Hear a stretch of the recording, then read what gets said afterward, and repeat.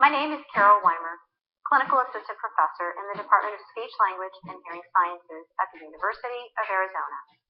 I'm a clinically trained and certified speech-language pathologist and a member of the Talking Matters team. In this module, I'll be talking about speech and language disorders. You'll learn the definitions of speech and language, common types of associated disorders, and characteristics that may signal concern. We know that most typically developing children learn language in predictable stages and at predictable ages. But within these predictable ages and stages, there's a wide range of variability. Every child develops at a unique pace. So you'll want to keep track of your own child's development, and with the help of this video, be ready to ask your pediatrician or a speech-language pathologist who specializes in early childhood development any questions or concerns you may have about the development of your child's speech and language. Let's begin by describing speech and language and common types of related disorders. Speech is the production of individual sounds put together to form words. Children learn the distinctive sounds of their language gradually and learn to combine them according to the rules or patterns they hear from the moment they're born. Babies listen to all the sounds around them and to every sound you make, and soon begin to recognize frequently occurring sound combinations called words. By their first birthday, your child will say their very first words, and by age 4, most children will produce nearly all sounds correctly and will be understood by most everyone around them. Language is a combination or system of symbols used to convey ideas and understand others. There really are two parts to it: receptive language and expressive language.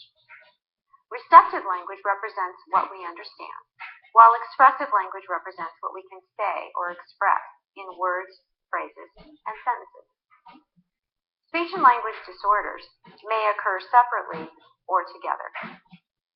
When talking is hard for a child, they may be experiencing a speech sound or articulation disorder. They may have difficulty producing one or many different sounds or sound combinations. Family members or friends may have difficulty understanding their speech or refer to it as baby talk. A child may leave out a sound or substitute one sound for another. This may not be cause for concern, but it could be if it persists past the age when they would be expected to produce such sounds correctly.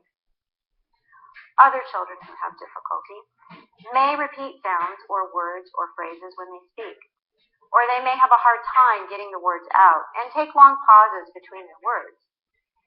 You might also notice a tense neck, face, or shoulders when they try to talk. When these behaviors persist and distract the listener, they may signal a stuttering or a fluency disorder. A child with unusual voice qualities such as hoarseness or breathiness, or who uses a very loud or soft voice, might be demonstrating a voice disorder. If a child has difficulty expressing ideas or needs, they may be reluctant to talk or become easily frustrated. This may signal an expressive language disorder, or you might hear your child confusing the pronouns him and her. For example, a child might say, "Him hit me," or they may frequently use vague words like stuff or thing instead of specific labels. This could be cause for concern if other, more specific words are not used at all. When a child frequently has difficulty following directions or understanding what others are saying, they may be showing signs of a receptive language disorder. They may hear or see a word but not understand its meaning. It's important to note that these symptoms may be mistakenly identified as poor listening, poor attention, selective hearing, or bad behavior.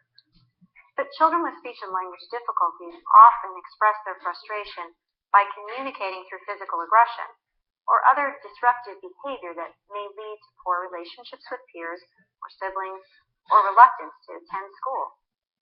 Speech and language disorders frequently occur together, so a child may be demonstrating a combination of several problems. Concerned family members may notice the child struggling and offer well-intentioned advice that, as a parent, you may consider intrusive.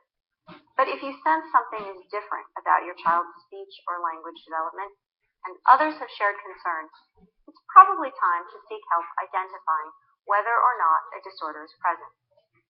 There are many different causes of speech and language disorders, including hearing loss, brain injury, or physical impairments, to name just a few. But most of the time, the cause of speech and language disorders is unknown. By the time children are ready to start kindergarten, critical speech and language development has already occurred. Family, friends, or even your pediatrician may advise you to wait and see if a child's communication improves without any intervention. But this could have lasting negative effects. Speech and language abilities lay the foundation for reading and writing success. Children with communication disorders may struggle with reading, writing stories or essays, and have difficulty taking tests.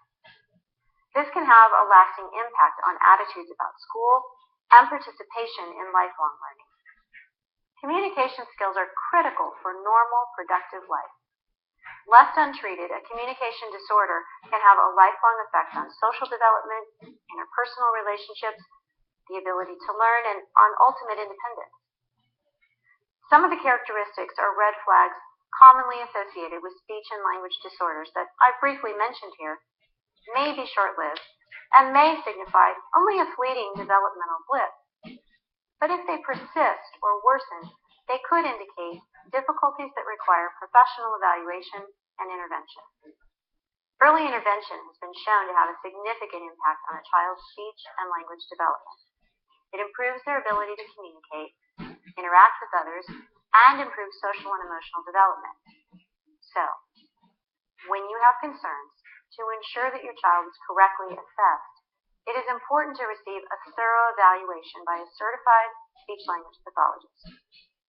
A certified speech-language pathologist will help you sort out whether or not the disorder is present, and if so, what you can do to get your child the right treatment.